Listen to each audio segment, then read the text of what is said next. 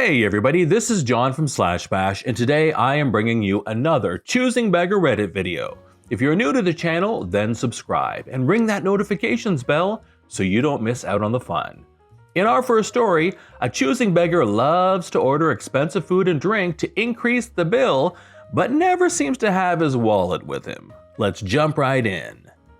I was lurking around Reddit and was reminded of this situation that happened to a small group of friends I had while in college, long before COVID.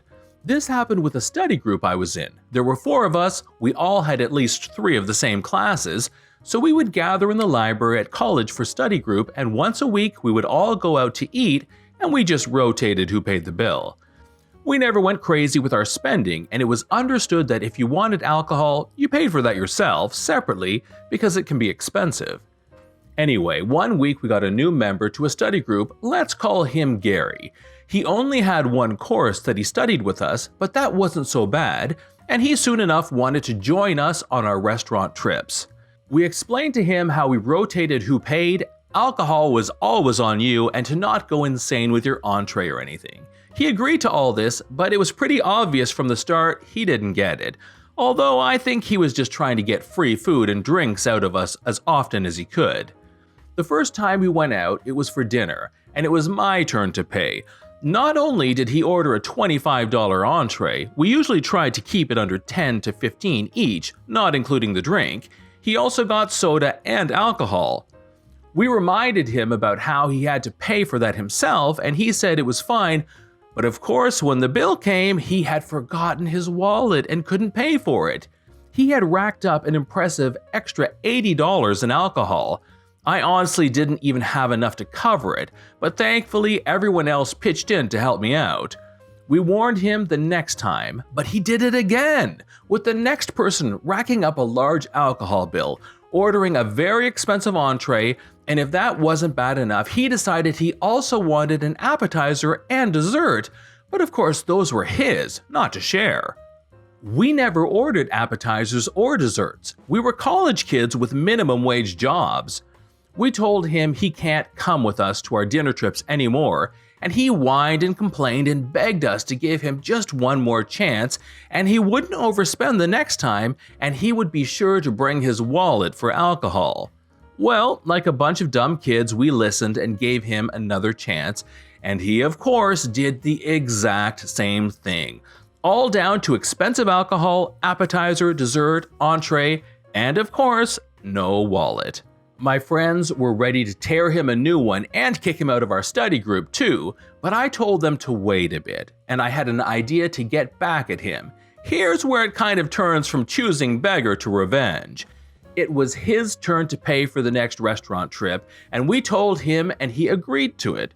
We made damn sure he was aware he would be paying before we were meeting up too.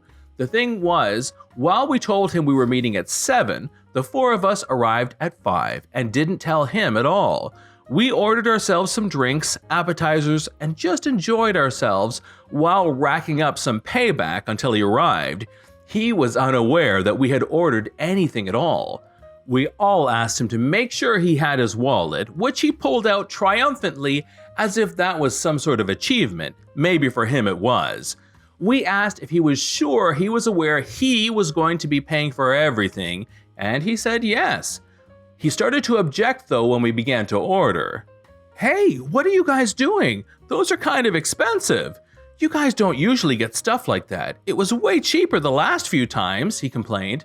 One of us said to him, "Well, we noticed what you were always ordering when we went out and thought, why not? After all, you always ordered the most expensive food."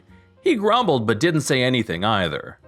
We didn't order any more alcohol because he would want us to pay for that ourselves, but we didn't tell him about what we drank before or about the earlier appetizers, although he complained again when we ordered dessert.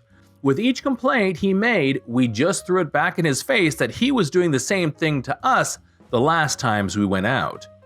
3 of us made up some excuse about needing to head home. We only had 2 cars and 2 of the group friends hitched a ride with me, which left Gary alone with the last friend. My friend was more than happy to call me later though and tell me how Gary completely flipped out when he got the bill. Our friend had forgotten his wallet, so no one was there to help Gary pay the bill, and he had to put it on his credit card. Apparently, he expected us to eat like we normally did, which was respectful of each other, but considering he never showed us the same respect, even after we gave him a second chance. Sure, we probably made him pay much more than what he used us for. I don't remember the bill amount, but he needed to learn a lesson about how to treat other people. Oh, and we kicked him out of our study group. He was never invited to our meal outings again. Story number 2, the woman said she wanted the free table and chairs. My story's not terrible compared to some of these nightmares, but kind of a really? My wife is always on those Facebook free items pages where people in need can ask or offer something up for free. So apparently someone was in desperate need of a kitchen table, went on about how she needs a place for all her kids to do their homework while she cooks meals or something. We had just bought a new kitchen table and chairs when we redid our kitchen, but the others were in decent shape and we kept them in the garage. We were going to donate them or have a tag sale, so my wife offered this woman our old kitchen table and chairs. Not only that, she graciously offered my services to deliver them. I drive a pickup truck. If you like hearing from friends out of the blue on the weekend to help with something, buy yourself a pickup truck. So I forced my son to actually get dressed on a Saturday morning before noon, and we Tetrised the 4 chairs and table into the back of the truck and drove to the next town over. We mask up, get out of the truck. She seems grateful but looks at the chairs and says she's gonna keep looking for chairs, but the table she'll take. Pardon? I don't want the chairs, I don't like them. Okay. My son was smiling because he thought he was going to get to see me WWE a chair on a woman. Instead, we drove 4 chairs to the Goodwill with me muttering like the dad in A Christmas Story the whole way. We got home and I let my wife know, never again. Nope, I'm done. Well, until the next time she needs me to do something, because that's what husbands do. Story number 3, that one difficult house on my paper route. So I've had 2 paper routes for about 2 years. It's a free service, but people can choose to donate $6 every 3 weeks if they want. It's like a donation which goes directly to me in an envelope, and that's how I get paid. I love the people on my route so much, but there's just this one house that sucks. I'm supposed to deliver every Thursday, but sometimes I can't, like when I have a lot of homework, so sometimes I'm late. Then I deliver the next day on Friday. It's not really a huge deal to be a day late. It is a free paper after all. When I am late, I'll usually buy like candy or something and put it in the paper to apologize. Most people are understanding. This one house, which will be known as house number 2, was not so understanding. One week I was late and my district representative told me I had a complaint.